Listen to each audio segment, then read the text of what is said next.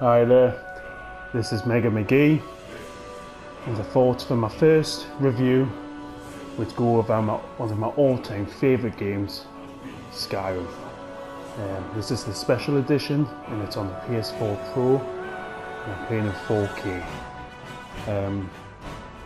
So we'll just start off with the opening, intro, go over a few various things of the game, and then we might look at Creation Club, and I'll load a save where I'm quite far on and we can go over the stuff in the game.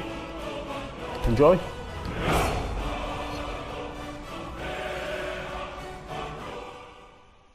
So one of the first things I will say with the Special Edition compared to the old one for the PS3 especially, it's the PS3 I found the frame rate it wasn't good, sometimes, especially as you got further on in the game. When you had more armour and houses built and things like that, the more time you had in the game, for some reason, I think it was due to the amount of items you might have stocked in that, the longer stuff would take to load and the frame rate would get worse and things like that. But in this game I actually haven't noticed that, and loading screens in particular are much quicker. Well, obviously it is an older game now, and it was made for last generation consoles, and on the Pro, even the normal PS4 is much quicker. It has been said that the Pro version on 4K doesn't work as well as the normal HD version, but I can't say I've noticed this version being bad, to be honest with you.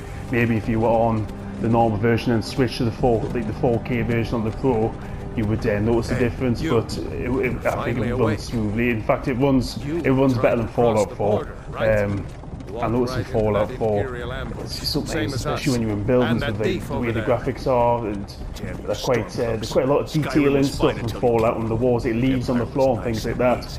It can feel a bit distorted when you turn it around quite quickly, but in this I don't really feel that, So here we are, the main screen. The game looks good. It looks, there's more. You don't actually realise how much more detail is in compared to the original version there is. It still looks a bit dated, but it looks nice, especially here you may be able to see the sun rays and things like that, it looks nice, it does. Especially when you're sitting at a bit of a distance from your TV or PC screen, however you're playing it. I don't know where we're going. It is a nice looking game. But it was a really good looking game when it came out.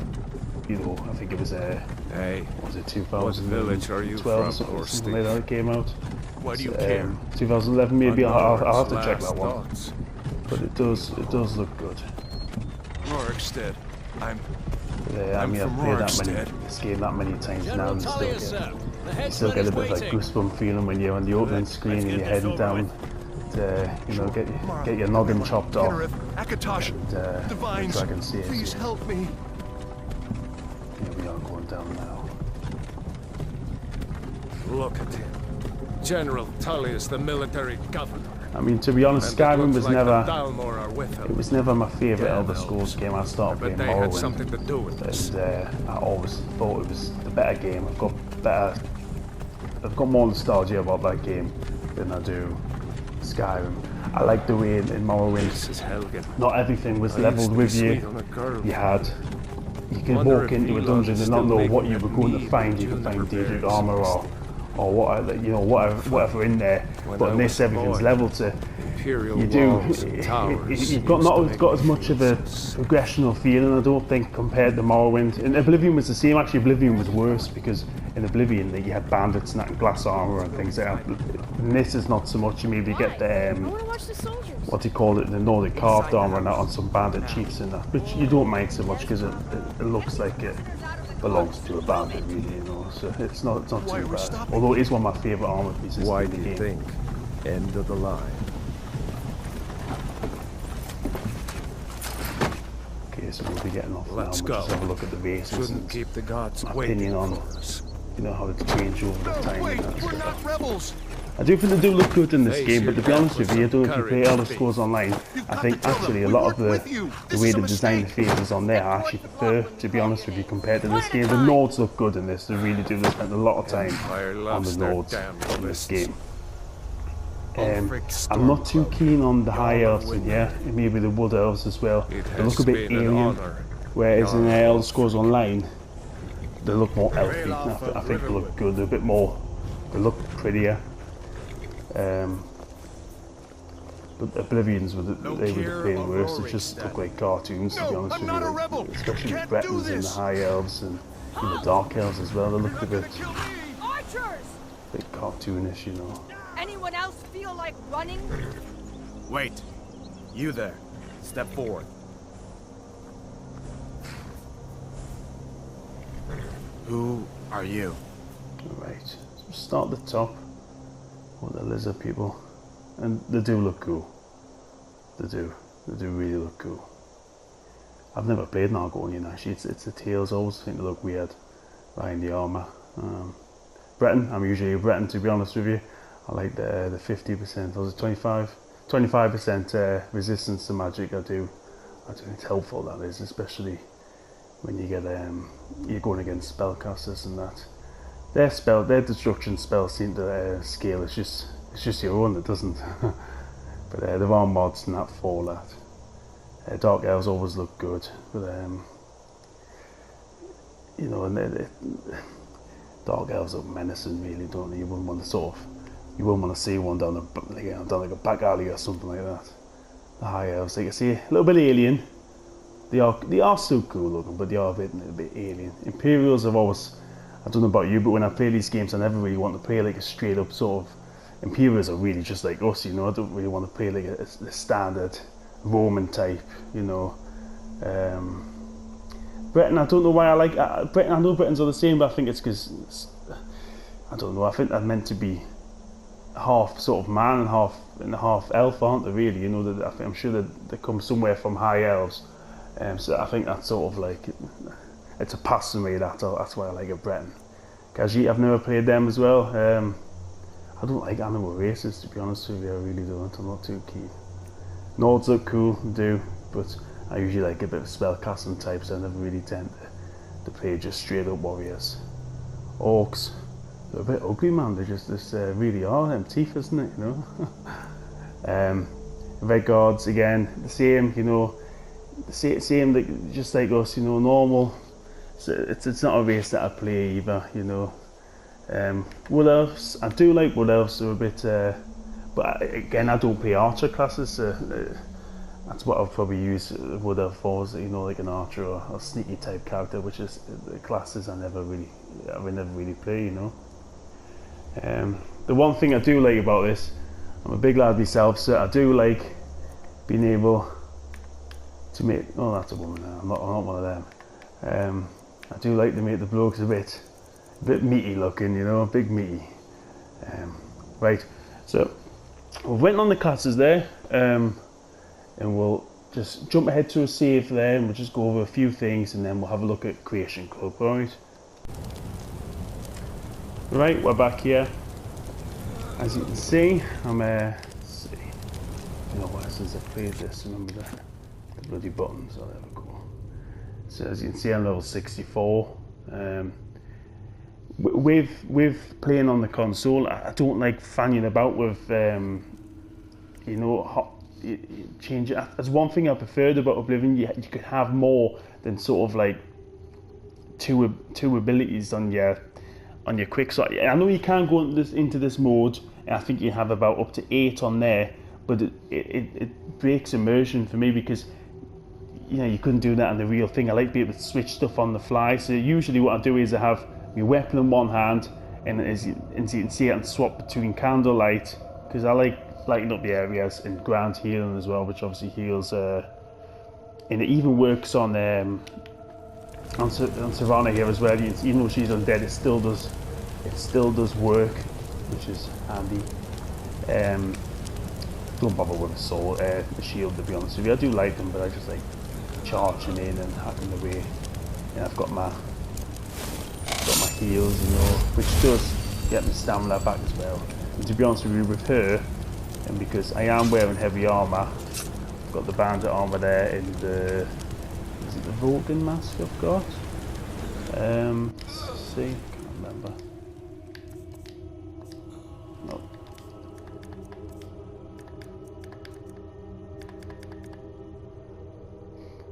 Oh yeah, the Narquin, I think that's how you say it, mask there, and I've got them.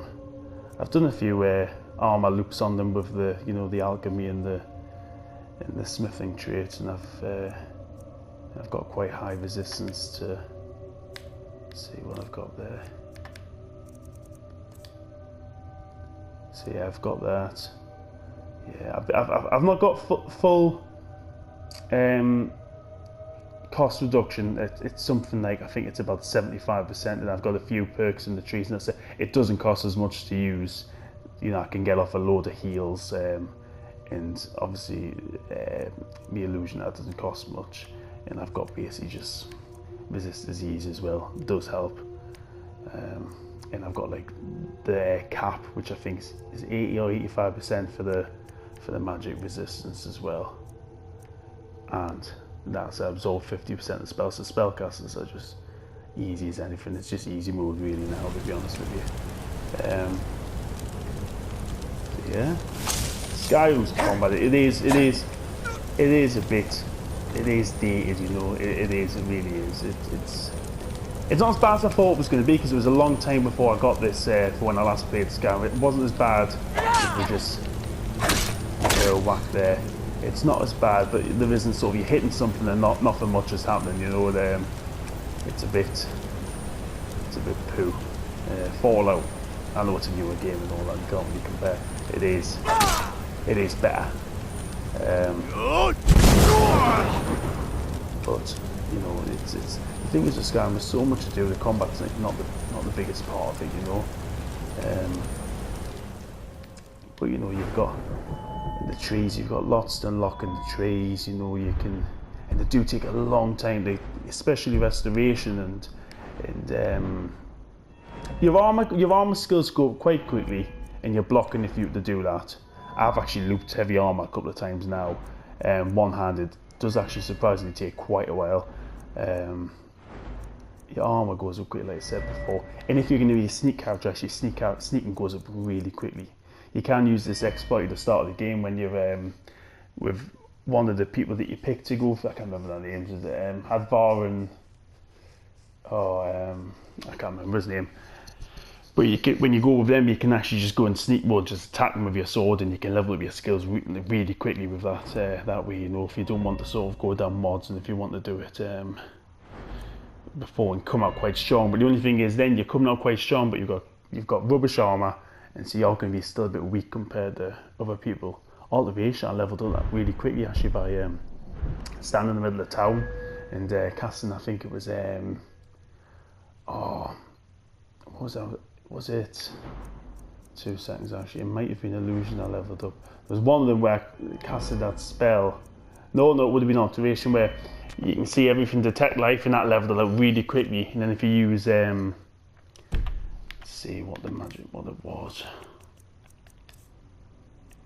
Yeah, if you use detect life and equilibrium, then you can really just on and on, and then restore with your other hand, switch between and really up restoration and cultivation really quite quickly by doing that, you know. So that was all right. So overall, Skyrim, I babbled on quite a bit there. Overall, Skyrim, it looks like a nice game. So really, it plays much better than what it used to when, you know, it was out on the PS3 and the Xbox 360, especially the PS3.